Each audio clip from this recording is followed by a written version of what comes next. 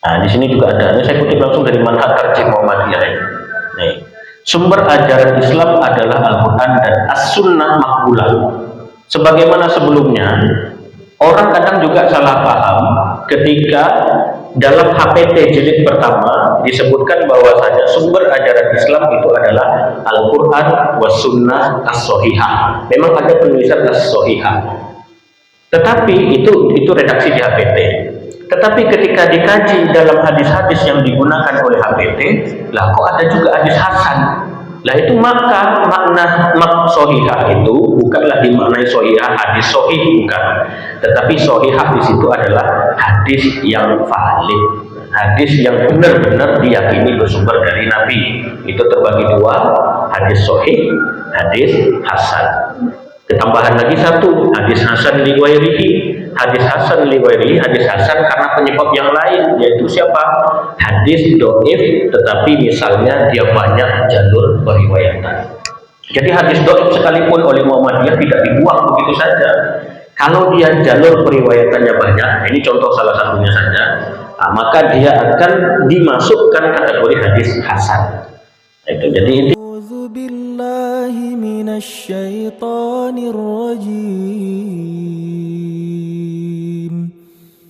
Bismillahirrahmanirrahim.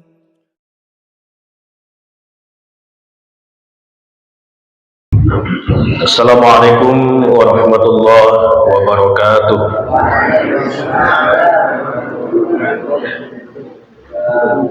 Bismillahirrahmanirrahim. Alhamdulillahirabbil alamin wa bihi nasta'in ala umurid dunya waddin. Asyhadu an la ilaha illallah wahdahu la syarika lah wa asyhadu anna Muhammadan abduhu wa rasuluh. Allahumma salli wa sallim wa barik ala nabiyyina Muhammadin wa ala alihi wa ashabihi wa man tabi'ahum bi ihsanin ila yaumiddin. Amma ba'd.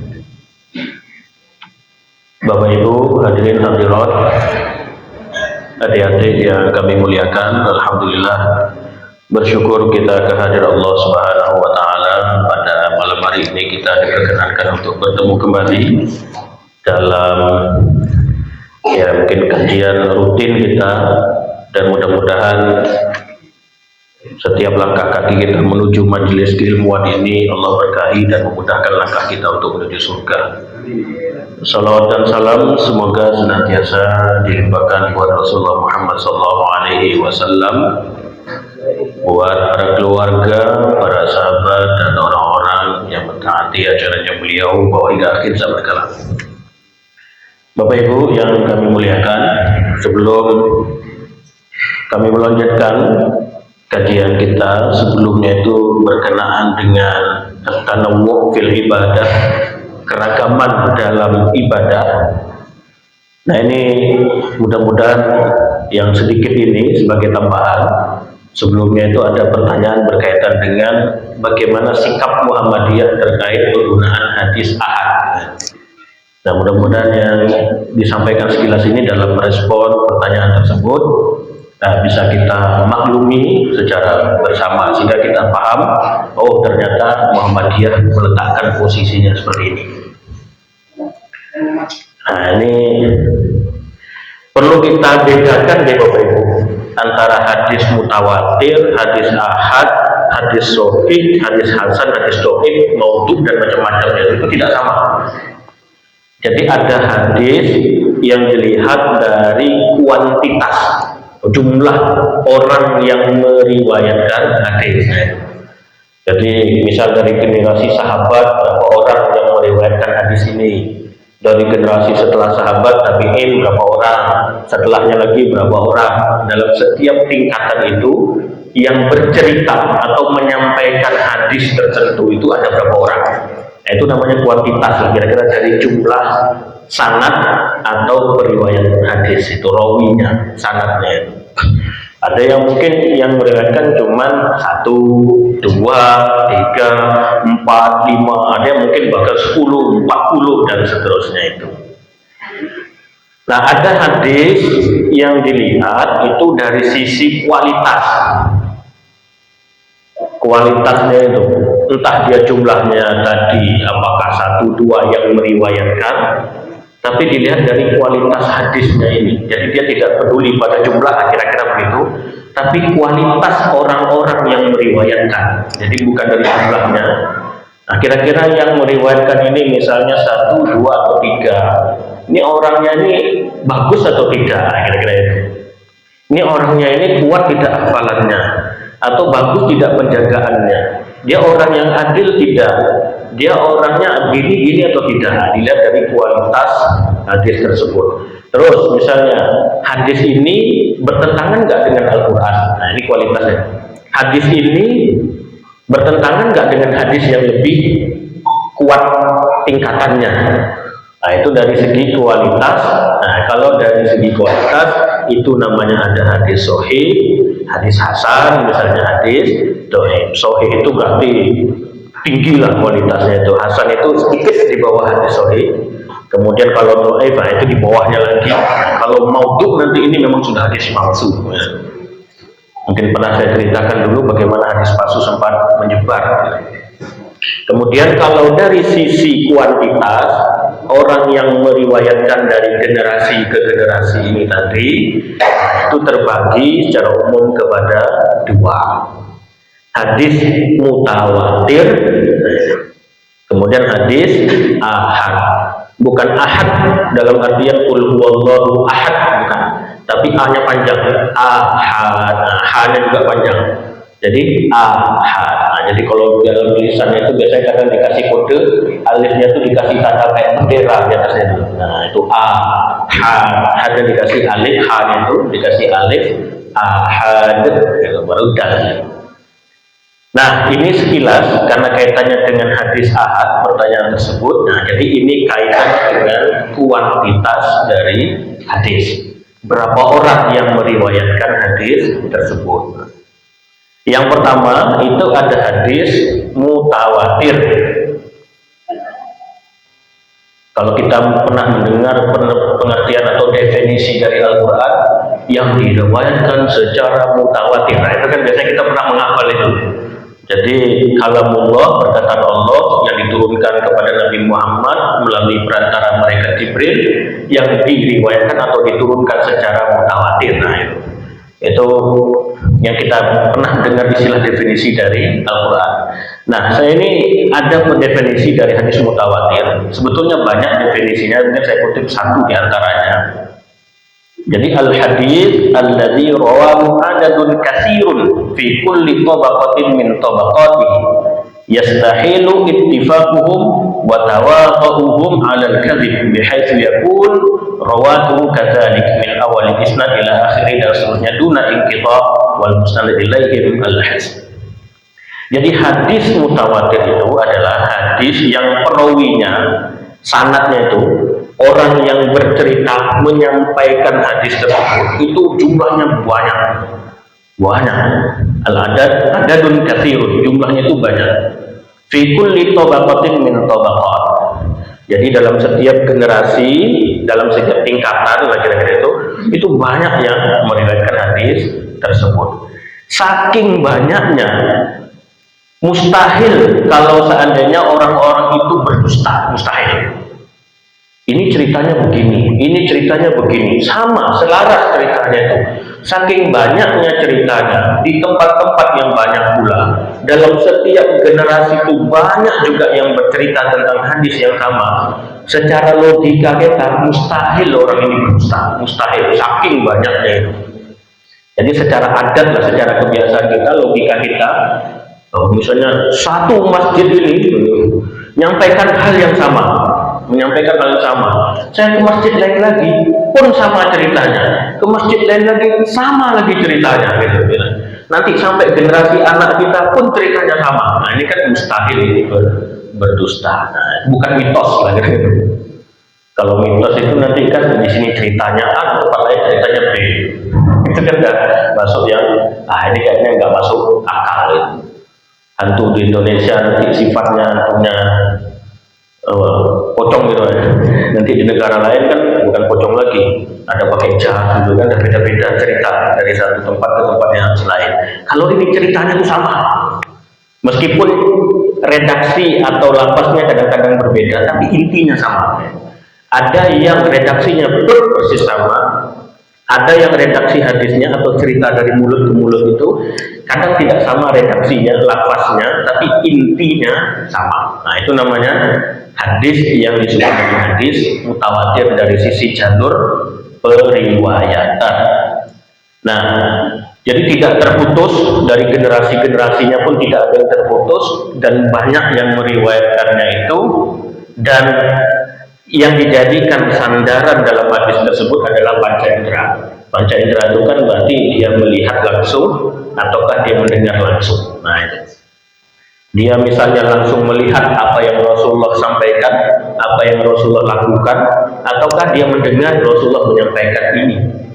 Nah, dia dan dianya tidak satu, dia banyak sekali yang melihat atau mendengar apa yang Rasulullah sampaikan atau yang Rasulullah ceritakan. Nah, ada yang menyebutkan berapa syarat orang-orang yang meriwayatkannya itu dari generasi ke generasi itu. Nah, ini para ulama-ulama hadis itu berbeda pendapat. Ada yang mensyaratkan minimal 5 orang. Berarti kalau di bawah 5 orang itu bukan hadis mutawatir. Misalnya dari generasi sahabat yang bercerita tentang hadis yang sama itu paling cuma 4 orang atau 3 orang. Berarti dia bukan mutawatir. Ada yang mengatakan minimal 7, ada yang mengatakan minimal 10. Nah, ini udah beda lagi. Berarti kalau yang mengatakan minimal 10, berarti kalau 9 itu belum mutawatir. Tapi kalau bagi ulama hadis yang mengatakan 5 minimalnya, maka 9 itu sudah kategori mutawatir. Nah, ini tergantung jumlah yang disepakati oleh ulama-ulama itu. Ternyata tidak ada kesepakatan. Ada yang mengatakan minimal 12 orang, ada yang mengatakan 20, ada yang mengatakan 40. Nah, ini ambil yang mana? Ternyata ini pun diperdebatkan oleh para ulama tentang keotentikannya, mana yang benar. Intinya adalah semuanya benar, tergantung kita mau ngambil yang mana. Kalau kita ngambil yang 5 orang syarat minimalnya, berarti 4 itu terhitung bukan hadis mutawatir. Nah, itu kira-kira gambaran tentang mutawatir. Kalau kita sekarang nggak mungkin apa yang saya sampaikan sekarang langsung didengar atau dilihat oleh Bapak Ibu sekalian. Nanti Bapak Ibu cerita ke rumahnya, itu nanti generasi ke generasi berikutnya yang mendengar langsung omongan Bapak Ibu, yang melihat langsung apa yang Bapak Ibu sampaikan, itu cerita ke generasi berikutnya. Terus ini jadi generasi berikutnya itu melihat langsung atau mendengar langsung dari orang yang bercerita nantinya. Jadi sambung menyambungnya secara indrawi. Jadi melihat langsung, mendengar langsung. Generasi sahabat melihat dan mendengar langsung dari Nabi. Orang yang meriwayatkan ini generasi setelahnya ini melihat langsung dari sahabat Nabi atau cerita dari sahabat Nabi yang langsung kepada Nabi. Nah, itu kira-kira yang sedemikian rupa. Nah, kalau dari sisi jumlah, hadis mutawatir ini ternyata jumlahnya lebih sedikit daripada hadis sedikit. Kalau dari kualitasnya, maka hadis mutawatir karena mustahil orang-orang yang meriwayatkan itu untuk berbohong atau bahkan dia bersekongkol, ayo kita riwayatkan hadis ini, pura-pura kita riwayatkan nanti banyak orang. Itu saking mustahilnya mereka itu berdusta, maka kekuatan atau kualitas hadis mutawatir ini dia sudah menempati posisi sahih.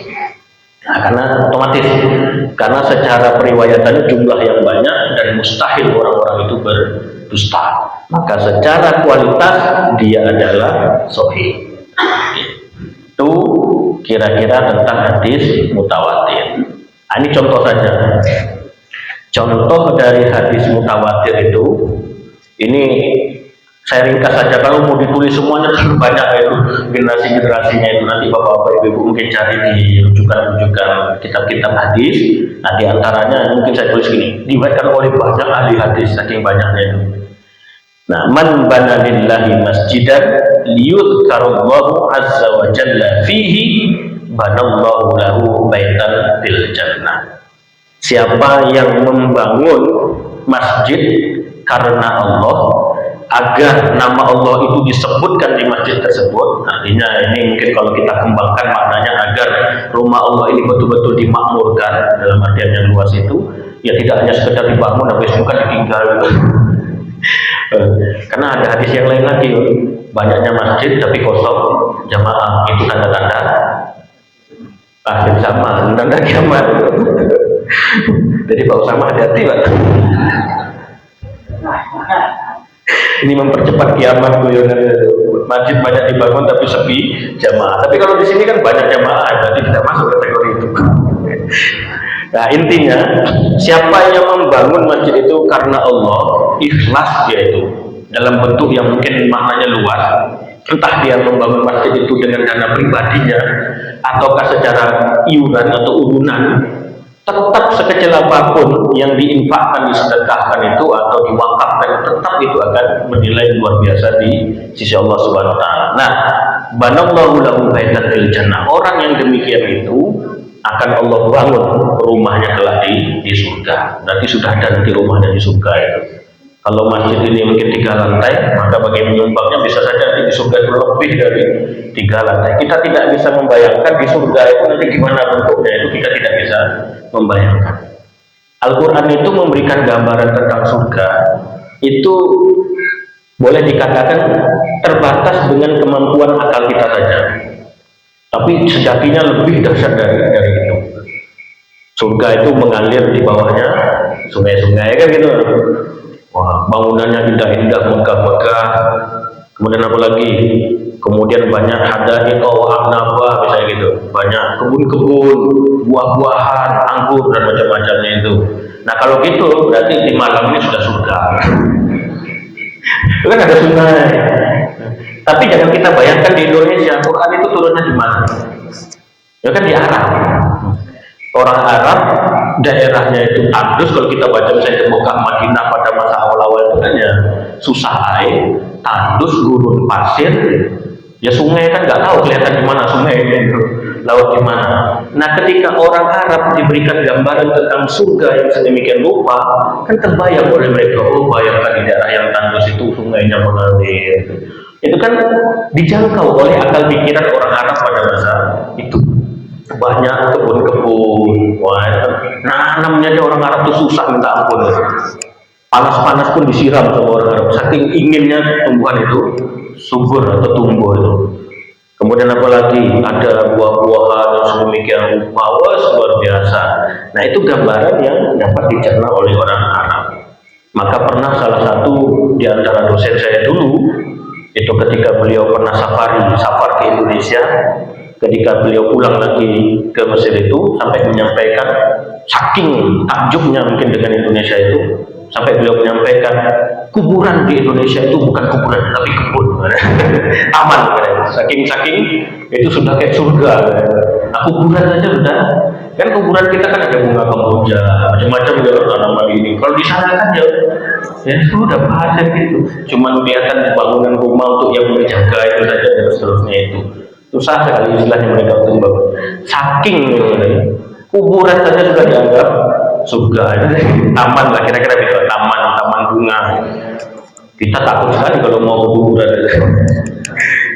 Nah ini kira-kira gambarnya itu. Nah yang digambarkan oleh Allah dalam Al-Quran tentang surga itu banyak hal-hal yang secara logika kita tercakup mewah luar biasa oleh orang Arab pada masa itu, dan sejatinya surga itu jauh lebih mewah dari apa yang terjangkau oleh akal pikiran kita. Nah, ya kita anggaplah Allah bangunkan rumah di surga, ini rumah yang paling mewah, rumahnya siapa? Nah itulah kita bayangkanlah, kira-kira begitulah Allah bangunkan rumahnya.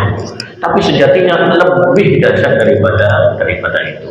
Nah itu contoh hadis mutawatir. Contoh lainnya, man kadzdzaba alayya muta'ammidan falyatabawwa maq'adahu minan nar. Siapa yang berdusta atas namaku dengan sengaja, ini sengaja memang berdusta atas nama Nabi, maka saksikanlah atau perhatikanlah tempat duduknya atau rasakanlah nanti tempat duduknya di neraka. Itu juga saking banyaknya jalur periwayatannya itu tadi dari generasi ke generasi, itu disebut sebagai hadis mutawatir. Secara kualitas otomatis dia sahih. Nah itu sekilas tentang hadis mutawatir. Nah berkaitan dengan pertanyaan pada pekan yang lalu, 3 pekan yang lalu, ini definisi yang saya kutip salah satunya, tapi nanti banyak lagi. Hadis ahad ini cabangnya banyak lagi. Nah mungkin sekilas-sekilas saja saya sampaikan. Nah, kira-kira definisinya begini. Nah ini tulisannya begini. Jadi A-nya itu ada tanda kayak apa namanya itu bendera, kemudian H-nya itu dikasih alif panjang das. Jadi bukan seperti qul huwallahu ahad, itu bukan, tapi ahad. Al hadis alladzi lam yasil ila al haddit tawatur. Jadi inti sederhananya, hadis yang jumlah perawinya atau sanadnya itu tidak sampai derajat mutawatir. Misalnya tadi, kalau ada yang mensyaratkan minimal 5 orang, gitu, minimal 5, maka 4 orang dalam jalur periwayatannya itu sudah tidak masuk hadis mutawatir, tapi masuknya hadis ahad. Kalau yang menganggap tadi 10 orang, maka 9 orang ke bawah itu sudah masuk hadis ahad. Kalau ada yang menganggap itu tadi 12, 20, maka kurang dari yang sudah mereka syaratkan itu, maka masuk kategori hadis ahad. Jadi intinya kira-kira begitu sederhananya, hadis ahad adalah hadis yang tidak mencapai derajat mutawatir. Tergantung tadi pakai syarat yang mana, 5, 7, 10, 12, 20, 40 dan seterusnya itu. Nah, pokoknya intinya begitu. Nah, ini contoh hadis ahad. Nah, ini insya Allah kita sudah hafal ya. Tentang goyang. Oh mati. Iya. Sebentar.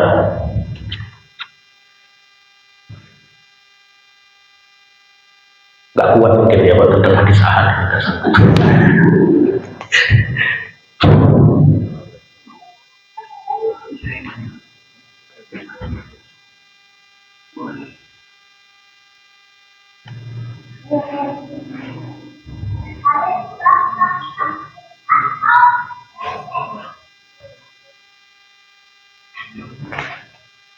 Nah, sudah nyambung. Baterainya habis loh. Ini saya kutipkan ini saja cuplikannya, cuplikan. Nah, tapi nanti hadisnya itu kan panjang, jadi mungkin tidak saya contohkan di sini hadisnya itu. Yang pertama itu hadis tentang Islam, iman, dan ihsan. Saya ingin contohkan langsung dari HPT-nya. Ini karena kita kaitannya dengan tadi, kaitannya dengan bagaimana Muhammadiyah menyikapi tentang hadis ahad. Maka saya ingin mengutip langsung dari himpunan putusan tarjih, terutama kemarin pertanyaan dalam masalah akidah, dalam masalah keimanan. Nah, maka saya ingin mengutip langsung dari himpunan putusan tarjih.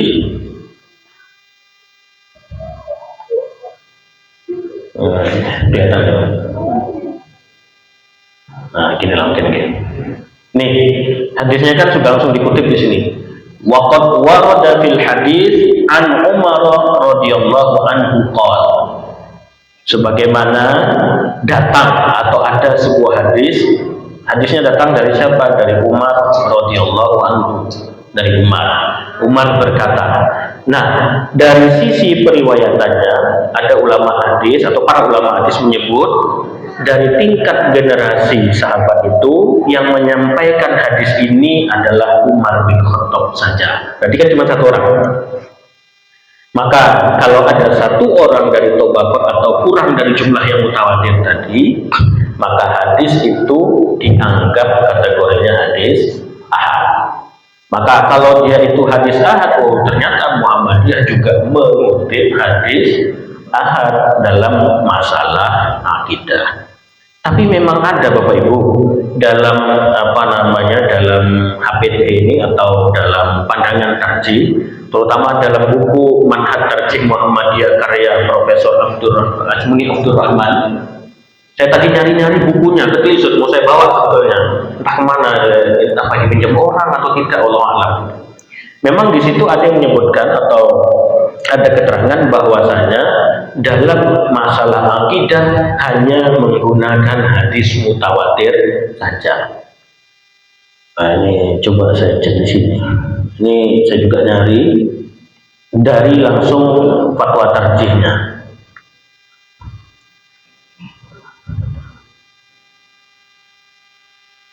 Nggak ada di sini kayaknya. Nah intinya begitulah.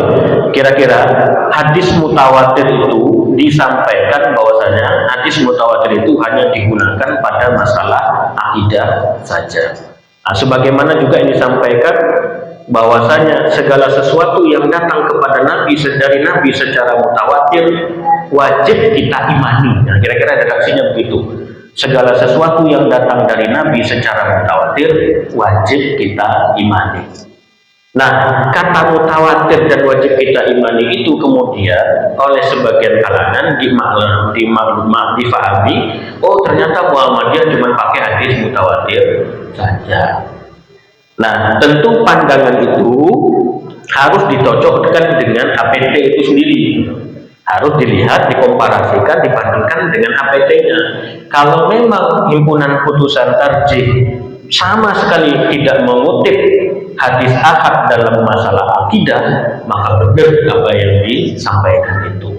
Tetapi setelah di cross check langsung kepada hadis dan kepada himpunan putusan tarjih, oh kita menemui banyak juga ternyata hadis-hadis ahad yang dikutip dalam himpunan putusan tarjih. Maka hal ini membuktikan bahwasanya tidaklah sedemikian yang dimaksud oleh Muhammadiyah dalam menggunakan hadis-hadis yang disebut dengan hadis mutawatir, hadis ahad itu tadi. Muhammadiyah menerima hadis ahad.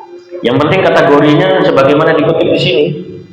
Ya, kategorinya itu kategori sunnah atau hadis yang makbulah. Nah, di sini juga ada. Ini saya kutip langsung dari Manhaj Tarjih Muhammadiyah. Nih, sumber ajaran Islam adalah Al-Quran dan As-Sunnah makbulah. Sebagaimana sebelumnya, orang kadang juga salah paham ketika dalam HPT jilid pertama disebutkan bahwasanya sumber ajaran Islam itu adalah Al-Quran was Sunnah as-Sohihah. Memang ada penulisan as-Sohihah, tetapi itu redaksi di HPT. Tetapi ketika dikaji dalam hadis-hadis yang digunakan oleh HPT, lah kok ada juga hadis hasan. Lah itu maka makna sohihah itu bukanlah dimaknai sohihah hadis sohih, bukan. Tetapi sohihah di situ adalah hadis yang valid, hadis yang benar-benar diyakini bersumber dari Nabi. Itu terbagi dua, hadis sohih, hadis hasan. Ketambahan lagi satu, hadis hasan li ghairihi. Hadis hasan li ghairihi, hadis hasan karena penyebab yang lain, yaitu siapa? Hadis dhaif tetapi misalnya dia banyak jalur periwayatan. Jadi hadis dhaif sekalipun oleh Muhammadiyah tidak dibuang begitu saja. Kalau dia jalur periwayatannya banyak, ini contoh salah satunya saja, maka dia akan dimasukkan kategori hadis hasan. Itu. Jadi intinya ini adalah sunnah al-maqbulah. Jadi supaya warga Muhammadiyah tidak lagi berdebat soal penggunaan Muhammadiyah cuma pakai hadis sahih saja, hadis yang lain tidak dipakai. Oh tidak, itu sudah diberikan pemaknaan dalam keputusan tarjih. Ini tahun berapa ini? 2000 kalau tidak salah itu disebut sebagai as-sunnah al-maqbulah. Nah, ini redaksinya begini. Ini redaksinya. Jadi Al-Quran itu atau agama Islam itu apa? Jadi apa yang didatangkan oleh Allah kepada Nabi Muhammad. Yang didatangkan Allah kepada Nabi Muhammad itu ada dua, yaitu ma anzalallahu fil Quran, apa yang Allah turunkan melalui Al-Quran, wa ma ja'at bihi sunnah as-sahihah ay al-maqbulah. Nah, dikasihkan kata ay al-maqbulah. Dan apa yang datang dari sunnah sahihah, yang dimaksud dengan sahihah di sini adalah maqbulah. Maqbulah itu yang valid, diterima, yang bersumber dari Nabi. Bisa sahih, bisa hasan, bisa tadi hasan li ghairihi dan seterusnya itu. Nah, ini juga membuktikan bahwasanya selagi hadis itu maqbulah, entah kategorinya tadi yang mutawatirkah, entah kategorinya ahadkah dari jalur periwayatannya, maka Muhammadiyah menerima itu sebagai sumber hukum Islam. Nah, ini saya ingin mengutip juga ada tulisan ini. Nah, ini diberikan ini. Kan ada tulisan memang di di Manhaj Tarjih Muhammadiyah karyanya Profesor Abusmuni Abdurrahman itu. Nah, kemudian oleh tim itu, diantaranya yang penulis ini, Dr. Syakir Jamaluddin ini langsung mendatangi Prof. Asmuni Abdurrahman ditanyakan tentang apakah betul Muhammadiyah itu hanya memilih atau menggunakan hadis mutawatir saja dalam masalah akidah. Ternyata Prof. Asmuni Abdurrahman menyatakan tidak begitu. Jadi sebetulnya tidak begitu yang dimaksud oleh Prof. Asmuni Abdurrahman. Ini saya ambil dari web Suara Muhammadiyah untuk menegaskan bahwasanya ini memang beritanya resmi, tidak berita yang abal-abal gitu. Jadi sehingga beliau itu sebetulnya atau Prof. Asmuni Abdurrahman itu tidaklah bermaksud bahwasanya yang beliau kategorikan hadis mutawatir itu tadi saja sebagai hujah. Yang jelas hadis mutawatir itu memang harus kita yakini kebenarannya, kira-kira gitu. Tapi beliau tidak menafikan hadis ahad gitu. Itu cuma keliru orang dalam memahami. Nah, sehingga intinya hadis mutawatir hujah, hadis ahad yang makbul pun tetap jadi hujah walaupun dalam masalah akidah yang bersifat qot'i, walaupun dalam masalah akidah yang sifatnya harus pasti-pasti. Ini akidah ini kan kudu pasti, nggak pasti jangan dipakai. Nah, selagi dia kategorinya hadis itu makbul, diterima dengan kategori tadi sahih, hasan dan seterusnya itu, maka itu diterima lagi dalam masalah akidah. Nah, ini contohnya hadis yang berkaitan dengan pemaknaan atau pertanyaan dari malaikat kepada Nabi tentang apa itu Islam, apa itu iman, apa itu ihsan. Nah, insya Allah kita semua sudah tahu di situ. Mau dibacakan Bapak Ibu? Mau dibacakan hadisnya? Dibacakan ya? Oke, dibacakan ya. Panjang tapi Pak. Bainama nahnu julusun inda Rasulillah sallallahu alaihi wasallam. Ketika kami duduk bersama Nabi, ini kata Umar bin Khattab sallallahu alaihi wasallam, ketika kami duduk bersama Nabi sallallahu alaihi wasallam, zata yaumin, pada suatu hari, idz tala'a alaina rajulun, datanglah seseorang, syadidu bayadi thiyab, putih bersih pakaiannya, kira-kira. Syadidu sawadi sya'ar, rambutnya itu hitam kilat gitu lah kira-kira. Saking hitamnya itu bagus gitu hitamnya. La yura alaihi atharu safar, tidak ada tanda-tanda dia bekas dalam melakukan perjalanan. Jadi yang datang itu orang yang tidak dikenal, tahu-tahu datang depan Nabi, sahabat kan kaget. Nah, tapi orang ini tidak kelihatan dari perjalanan jauh, tetap bajunya rapi, rambutnya tetap rapi juga, bersih lagi. Nah, ini dari mana? Tiba-tiba moro-moro datang. Nah, ini kaget-kaget para sahabat. Wala ya'rifu minna ahadun, sampai kami tidak ada yang tahu dia itu siapa. Hatta jalasa ila Nabi, dia kemudian duduk kepada Nabi sallallahu alaihi wasallam, fa asnada rukbatayhi ila rukbatayhi, apa ya, disandarkan atau dirapatkan lututnya ke lutut Nabi. Orang baru datang, nggak dia ada yang kenal, tahu-tahu mendekati Nabi, mepet lagi duduknya dengan Nabi. Ini kan hebat sekali orang ini. Wa wada'a kaffahi ala fakhidayhi, saking akrabnya itu diletakkan lagi tangannya di paha Nabi. Waduh, kan luar biasa ini. Ini kalau orang lain bisa ditapuk ini. Wa qala ya Muhammad akhbirni anil Islam. Katakanlah, kemudian dia berkata, "Hai Muhammad, ceritakan atau kabari kepadaku apa itu Islam." Faqala Rasulullah sallallahu alaihi wasallam, Rasulullah kemudian bersabda atau menjawab pertanyaan orang tadi, an tashhada an la ilaha illallah wa anna Muhammadar Rasulullah. Engkau bersaksi bahwasanya tiada Tuhan selain Allah atau tiada ilah selain Allah dan Muhammad adalah utusan Allah. Wa tuqimas shalah, engkau mendirikan salat, wa tu'tiyaz zakat, engkau menunaikan atau membayar zakat, wa tasumu Ramadan, kau berpuasa Ramadan, wa tuhajjul bait man istata'ta ilaihi sabila, dan engkau menunaikan haji jika engkau mampu. Qala sadaqta, betul Muhammad. Fa'ajibna lahu, lah sahabat kan heran. Lah sudah dia bertanya, sudah dijawab Nabi, kok bilang Nabi keren, Nabi bagus, bener. Lah hebat sekali orang ini. Yas'aluhu wa yusaddiqu, dia bertanya, tapi dia juga yang membenarkan. Kemudian orang itu berkata lagi, fa akhbirni anil iman. Nah, ini kan iman ini sudah soal akidah. Soal akidah tapi mengutip hadis ahad. Qala an tu'mina billah wa malaikatihi wa kutubihi wa rusulihi wal yaumil akhir wa tu'mina bil qadari khairihi wa syarrihi.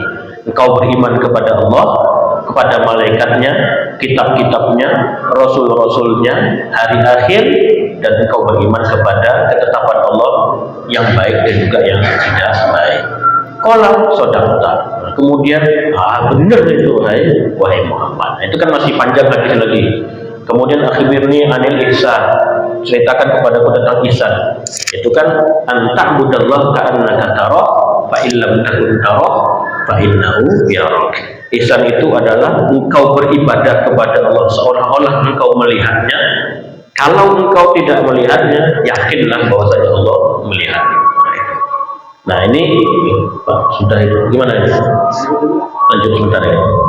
Nah, ini hadis yang dikutip ternyata dalam masalah akidah itu ternyata dari hadis ahad. Nah ini terakhirlah hadis tentang niat.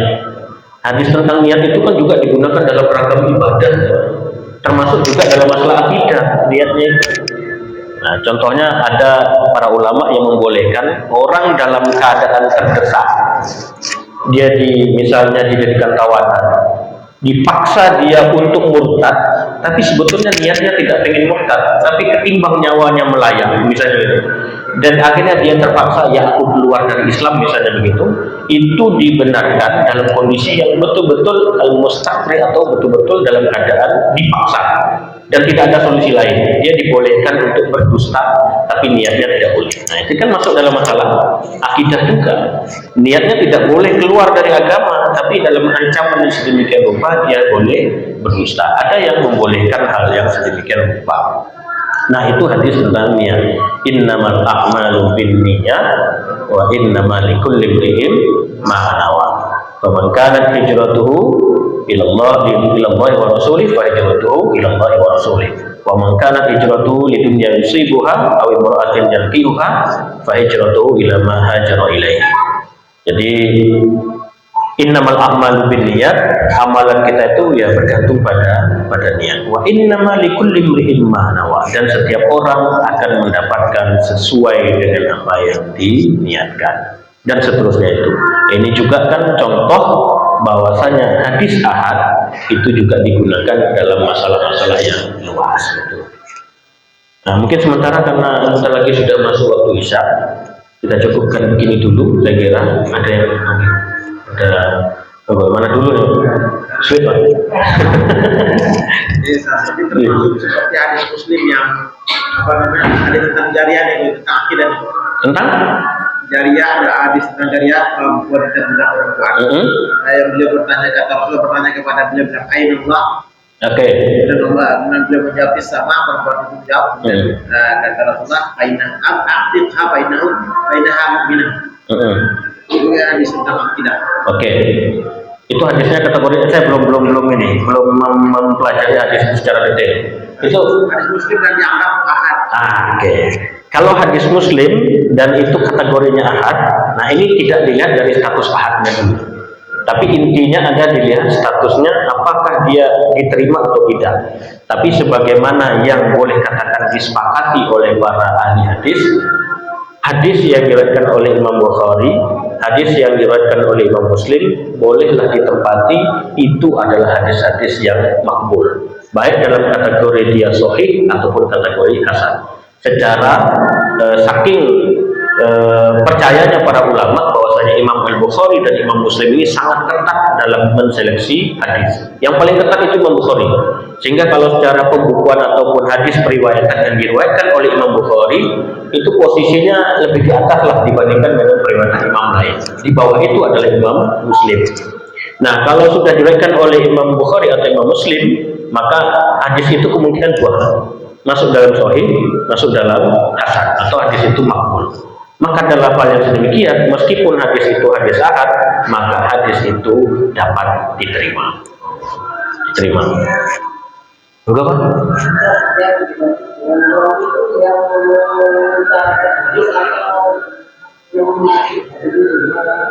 Oh jadi ada istilahnya rawi, ada sanad gitu. Gini, gimana saya jual? Ada rawi, ada sanad. Ini kan sanad itu kan cerita nih dari fulan, dari generasi sahabat dulu lah kita ya, sahabat kemudian ini fulan lagi tabi'in, kemudian nanti misalnya fulan lagi tabi'in misalnya gitu, tetel, tabi' dan seterusnya itu. Nah misalnya begini. Nah rangkaian orang per orang nanti kan terakhir nanti yang membukukan itu atau yang motif akhir itu anggaplah Imam Al-Bukhari.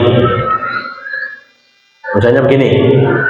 Nah ini yang akhir yang kemudian dibukukan ataupun disusun secara sistematis oleh Imam Al-Bukhari. Maka rangkaian cerita Imam Bukhari, aku dapat hadis ini dari guruku si A misalnya. Guruku dapat hadis dari sini. Guruku dapat hadis dari sini. Guruku dapat hadis dari sini. Dan sampailah kepada sahabat, sampai sahabat ini.